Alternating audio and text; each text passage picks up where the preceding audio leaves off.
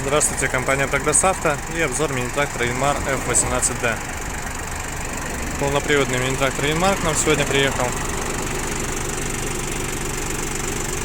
Состояние шин, я думаю, видно, что остаток еще достаточно хороший, но, к сожалению, есть растрескивание, по этому поводу замечания нужно оставить.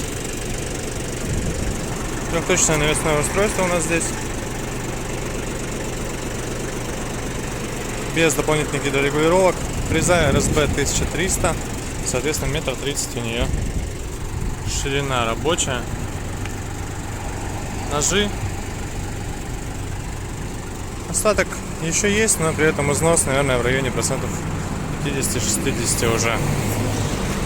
По правой стороне то же самое у нас здесь по шинам. К сожалению, ничего не поделать. Время взяло свое, и верхний слой все-таки рассохся. Наработку сейчас покажу. Наработка у нас здесь 869 моточасов. Соответственно, в принципе, двигатель, ну и все остальные узлы и агрегаты прошли очень немного. По коробке здесь у нас обыкновенная F-коробка янмаровская. Соответственно, не сделана она под автомат. По части рычагов все стандартно, то есть автозаглубление, глубина непосредственно наклона фрезы, вал отбора мощности слева от водителя и раздаточка снизу у нас. Соответственно, такой достаточно простой, но при этом рабочий, надежный трактор.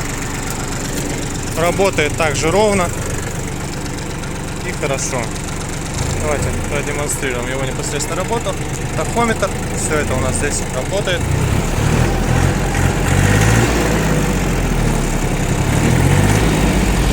Как видим, обороты трактор набирает отлично.